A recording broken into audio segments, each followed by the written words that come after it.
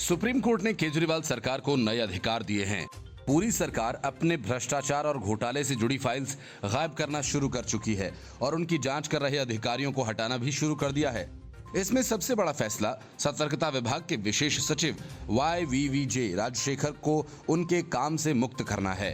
राजशेखर अरविंद केजरीवाल के बंगला घोटाले की जांच कर रहे थे।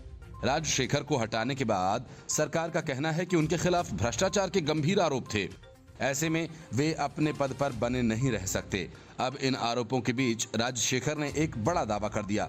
उनका ये कहना है कि उनके घर में जासूसी हुई है और भ्रष्टाचार से जुड़ी कई फाइल्स गायब कर दी गईं। मतलब कि अरविंद केजरीवाल के बंगला घोटाले से जुड़ी फाइल्स गायब हो चुकी हैं। उन्होंने इस संबंध में दिल्ली के मुख्य सचिव को पत्र भेजा है। उन्होंने दावा किया कि मंगलवार तड़के 3 बजे उनका कमरा खुला हुआ था। उन्होंने कहा कि मुख्यमंत्री केजरीवाल के आवास के रेनोवेशन सहित सभी संवेदनशील दस्तावेज गायब थे। उन्होंने इस संबंध में दिल्ली के मुख्य सचिव को पत्र भेजा है।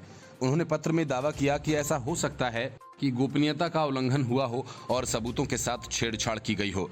उन्होंने ये भी आशंका जताई है कि उनके कमरे में जासूसी उपकरण लगाए गए हों। इस पूरे मामले पर दिल्ली सरकार की प्रतिक्रिया भी आई है। जोर देकर ये कहा गया कि राजशेखर एक भ्रष्ट अधिकारी हैं जिनकी जांच होना जरूरी है। केजरीवाल सरकार ने उन्हें CNG किट घोटाले में भी मुख्य आरोपी बताया है और CBI जांच की मांग की है। इसी वजह से 13 मई को उनसे सभी जिम्मेदारियां ले ली गई थीं। राजशेखर के मुताबिक उनके कमरे से जो फाइल्स गायब हुई उनमें शराब घोटाला से जुड़ी हुई फाइल्स, मुख्यमंत्री आवास के टेंडर्स की फाइल्स, आवास के रेनोवेशन से जुड़ी फाइल्स और मुख्यमंत्री आवास का निरीक्षण कर चुके लोगों की तस्वीरें गायब बताई गई हैं। राजशेखर के आरोपों पर दिल्ली सरकार का कहना है कि वह एक भ्रष्ट अधिकारी हैं। वह दिल्ली सतर्कता आयोग के वानखेड़े हैं। उन्हें LG ने सतर्कता विभाग में कैसे नियुक्त किया, इसकी भी जांच होनी चाहिए। रेनोवेशन विवाद की बात करें तो ऐसा दावा हुआ कि CM केजरीवाल के आवास के रेनोवेशन पर अंधा पैसा खर्च किया गया है। एक रिपोर्ट के जरिए बताया गया कि रेनोवेशन में 45 करोड़ रुपए खर्च किए गए। वहीं घर के पर्दों पर भी लाखों रुपए खर्च हुए। उस विवाद के बाद ही BJP ने आम आदमी पार्टी पर निशाना साधा था। अब वो विवाद ठंडा हो पाता उससे पहले राजशेखर के घर से रेनोवेशन विवाद की फाइल्स के गायब होने का दावा कर दिया गया। वो CNG किट घोटाले के मुख्य आरोपी हैं और सरकार का कहना है कि CBI ने उनके खिलाफ अनुशासनात्मक कार्रवाई की सिफारिश की। उनके खिलाफ कई शिकायतें आई हैं। वह पैसों की डिमांड करते हैं। 13 मई को आदेश जारी कर आधिकारिक तौर पर उनके कामों को वापस ले लिया गया। अगर उनसे आधिकारिक तौर पर काम वापस ले लिया गया तो उनके पास अभी तक फाइल्स कैसे हैं?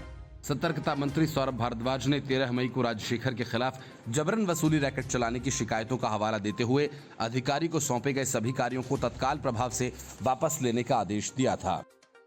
Bureau report, news of India. CM पद के लिए जो संघर्ष DK शिव कुमार और सिद्धरमैया के बीच जारी है, उसमें ही कांग्रेस की आगे की सियासत के बीज छिपे हुए हैं। CM DK शिव कुमार बने या सिद्धरमैया, बड़े जनादेश के बावजूद कांग्रेस की सरकार कमजोर नींव पर ही खड़ी होगी, जो एक आंधी के तिनकों की तरह बिखर जाएगी। दिल्ली में बैठकों का सिलसिला जारी है। फॉर्मूले बन और बिगड़ रहे हैं, लेकिन CM कौन बनेगा, ये सवाल अभी तक बना हुआ है। अब तक जो संकेत मिले हैं, कांग्रेस के कर्ता धर्ता सिद्धरमैया को CM बनाना चाहते हैं, लेकिन दूसरी तरफ DK शिव कुमार हैं जो सिद्धरमैया और CM की कुर्सी के बीच आकर खड़े हैं और समझौते के हर फॉर्मूले को खारिज कर रहे हैं।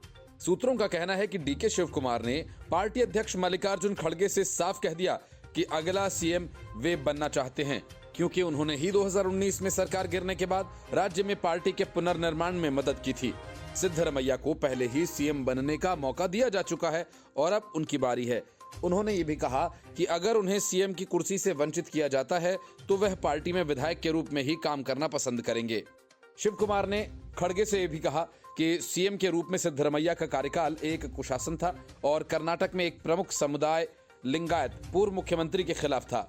सूत्रों का कहना है कि खड़गे सोनिया गांधी और राहुल गांधी के साथ गुप्त मतदान के परिणाम पर चर्चा करने के बाद कर्नाटक के अगले मुख्यमंत्री पर फैसला करेंगे।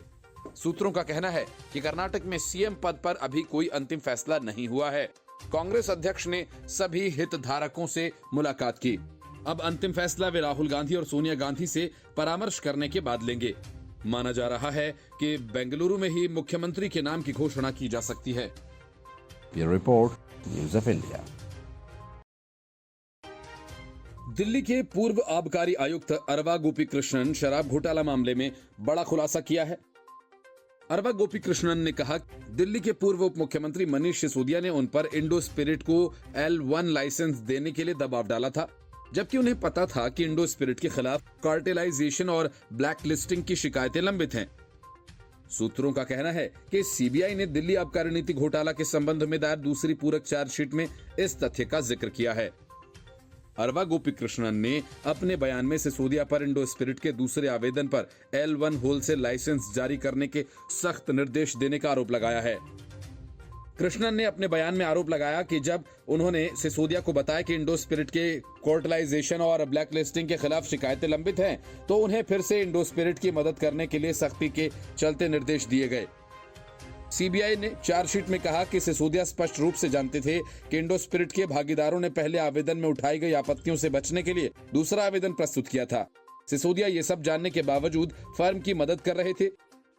सीबीआई ने चार्जशीट में आरोप लगाया कि मनीष सिसोदिया के सचिव सी अरविंद ने सीबीआई अधिकारियों को बताया कि सिसोदिया के निर्देशानुसार उन्होंने अरवा गोपी कृष्णन के साथ इंडो स्पिरिट को L1 लाइसेंस जारी करने के मामले को आगे बढ़ाया। सीबीआई ने पहले चार्जशीट में दावा किया था कि 29 करोड़ रुपए की अवैध कमाई इंडो स्पिरिट के जरिए साउथ ग्रुप के सदस्यों को ट्रांसफर की गई थी। सीबीआई ने इस पैसे को रिश्वत करार दिया है। Report news of India. Congress Karnataka के नए सीएम को नाम का फैसला करने में कांग्रेस के पसीने छूट रहे हैं।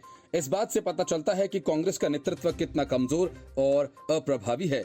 मल्लिकार्जुन खड़गे के बाद राहुल गांधी ने अपनी तरफ से पूरा जोर लगा दिया, लेकिन डीके शिवकुमार सीएम पद के अलावा कुछ स्वीकार करने को तैयार नहीं हुए। सूत्रों का कहना है कि राहुल गांधी ने डीके शिवकुमार को डिप्टी सीएम के साथ 6 बड़े विभाग ऑफर दिए, लेकिन डीके शिवकुमार ने इस ऑफर को ठुकरा दिया। मतलब कांग्रेस के सबसे बड़े नेता राहुल गांधी की भी डीके शिवकुमार के सामने नहीं चली। लेकिन दूसरी तरफ सिद्धरमैया गुट खेल करने में जुटा रहा। जिस वक्त डीके शिवकुमार की राहुल गांधी से मुलाकात चल रही थी, उस वक्त ये खबर फैलाई गई कि सिद्धरमैया के नाम पर फैसला हो गया है और वे सीएम पद की शपथ लेंगे। लेकिन कुछ ही देर बाद इन खबरों पर ब्रेक लगा दिया गया, जब रणदीप सिंह सुरजेवाला सामने आए और कहा कि सीएम के नाम पर फैसला अगले 48 से 72 घंटों में किया जाएगा। रणदीप सुरजेवाला ने कहा कि अभी तक कर्नाटक के सीएम फेस को लेकर कोई फैसला नहीं लिया गया है। कर्नाटक के मुख्यमंत्री को लेकर जो भी निर्णय लिया जाएगा, उसकी घोषणा कांग्रेस के अध्यक्ष मल्लिकार्जुन खड़गे करेंगे। उन्होंने कहा कि जब तक मुख्यमंत्री के नाम का ऐलान कांग्रेस द्वारा आधिकारिक रूप से नहीं किया जाता, तब तक चल रही खबरों पर, अफवाहों पर ध्यान न दें। घोषणा खड़गे साहब द्वारा की जाएगी। उन्होंने ये भी कहा कि अगले 48 से 72 घंटों में मुख्यमंत्री के नाम की घोषणा हो जाएगी। कांग्रेस पार्टी के पूर्व अध्यक्ष राहुल गांधी ने सिद्धरमैया और डीके शिवकुमार से 10 जनपद पर बातचीत की। पहले सिद्धरमैया कर्नाटक के कुछ विधायकों के साथ उनसे मिलने के लिए पहुंचे और इस दौरान सूत्रों के हवाले से दावा किया गया कि कांग्रेस पार्टी का शीर्ष नेतृत्व उनके नाम का ऐलान करने वाला है। हालांकि अब सुरजेवाला ने कहा कि किसी के नाम पर सहमति नहीं बनी है। सिद्धरमैया के बाद डीके शिवकुमार राहुल गांधी से मिलने के लिए 10 जनपद पहुंचे। इस दौरान दोनों नेताओं से राहुल गांधी ने अलग अलग बातचीत की। सिद्धरमैया ने जहां करीब आधे घंटे तक राहुल गांधी के साथ बातचीत की, तो वहीं डीके शिवकुमार ने उनसे 1 घंटे से अधिक देर तक बातचीत की। राहुल गांधी से मुलाकात के बाद शिवकुमार कांग्रेस अध्यक्ष मल्लिकार्जुन खड़गे के आवास पर पहुंचे। 13 मई को कर्नाटक चुनाव परिणाम की घोषणा के बाद से 224 सदस्यों वाली कर्नाटक विधानसभा में इस बार कांग्रेस के 135 विधायक हैं, जबकि भारतीय जनता पार्टी को 66 सीटें मिली हैं और पूर्व प्रधानमंत्री HD देवेगौड़ा की जेडीएस को सिर्फ 19 सीटें नसीब हुई। और तब से अब तक कांग्रेस में सीएम के नाम को लेकर खींचतान चल रही है। Report news of India. Delhi शराब घोटाला और बंगला रेनोवेशन घोटाला की फाइल्स गायब होने के बाद दिल्ली की सियासत में हंगामा मचा हुआ है। दिल्ली सरकार के सतर्कता विभाग के विशेष सचिव YVVI राजशेखर ने आरोप लगाया कि उनके दफ्तर से कुछ अहम फाइल्स चोरी हो गई हैं। राजशेखर का कहना है कि 15-16 मई की रात उनके कमरे से सीएम आवास के निर्माण, तोड़फोड़ और टॉक टू AK समेत कई अन्य फाइल्स से छेड़छाड़ की गई। जाहिर है जिनको इन फाइल से तकलीफ होगी, ये काम उसी का किया धरा हो सकता है। बीजेपी ने जहां एक तरफ बंगला घोटाले को लेकर विधानसभा के विशेष सत्र को बुलाए जाने की मांग की, वहीं दूसरी तरफ दिल्ली बीजेपी के प्रदेश अध्यक्ष वीरेंद्र सचदेवा ने इस मामले में दिल्ली सरकार के मंत्री सौरभ भारद्वाज पर सीधा आरोप लगाया। वीरेंद्र सचदेवा ने कहा कि देर रात विशेष सतर्कता सचिव YVVJ राजशेखर के कार्यालय का ताला तोड़कर दिल्ली सरकार के मंत्री सौरभ भारद्वाज ने सतर्कता के दृष्टिकोण से बेहद ही संवेदनशील फाइल्स की फोटोकॉपी करवाई। वीरेंद्र सचदेवा ने कहा और ये भी आरोप लगाया कि ऐसा मुख्यमंत्री अरविंद केजरीवाल के निर्देश पर ही किया गया। दिल्ली बीजेपी के चीफ ने कहा कि राजशेखर शराब घोटाला और बंगला घोटाले सहित केजरीवाल सरकार के खिलाफ चल रहे कई मामलों की जांच कर रहे हैं और इसलिए मुख्यमंत्री अरविंद केजरीवाल उन्हें प्रताड़ित कर रहे हैं। वीरेंद्र सचदेवा ने इसी के साथ कहा कि आधी रात को किसी अधिकारी के कार्यालय का ताला तोड़वाना ये दिखाता है कि केजरीवाल कितने भयभीत हैं। दिल्ली बीजेपी प्रमुख ने कहा कि दिल्ली भाजपा सुप्रीम कोर्ट के सरकारी अधिकारियों से जुड़े आदेश के बाद से केजरीवाल सरकार के कार्यों को गंभीरता से देख रही है और जरूरत पड़ी तो प्रशासकीय हित में उचित विकल्पों पर भी काम किया जाएगा। फाइल से छेड़छाड़ का आरोप लगाने वाले अफसर YVVI राजशेखर ने इस संबंध में केंद्रीय गृह मंत्रालय और दिल्ली के उपराज्यपाल को लिखित शिकायत दी है। हालांकि दिल्ली सरकार की तरफ से यह भी कहा गया कि वो इसकी पूरी जांच करवाएंगे, उनके आरोप सही हैं या नहीं। दिल्ली सरकार के मंत्री सौरभ भारद्वाज ने कहा कि राजशेखर के खिलाफ जालसाजी और भ्रष्टाचार में शामिल होने की शिकायतें पहले से ही मिली हुई हैं। सरकार इन शिकायतों को लेकर भी निष्पक्षता से जांच करेगी। दिल्ली सरकार की तरफ से सवाल उठाए गए हैं कि जब 13 मई को राजशेखर से आधिकारिक तौर पर सभी काम वापस ले लिए गए थे, लेकिन उसके बाद भी उनके पास फाइल्स कैसे थीं? सेवाओं पर नियंत्रण देने के उच्चतम न्यायालय के आदेश के कुछ दिन बाद दिल्ली सरकार ने अपने विभिन्न विभागों से हाल के महीनों में उपराज्यपाल VK सक्सेना द्वारा सीधा उन्हें जारी किए गए निर्देशों पर कार्रवाई वापस लेने को कहा। शीर्ष अदालत के फैसले के बाद संबंधित विभागों के प्रभारी मंत्रियों द्वारा 12 मई को निर्देश जारी किए गए थे। वे कार्य संबंधी नियमों का सख्ती से पालन करें और मुख्य सचिव के माध्यम से उनके सामने फाइल न रखें।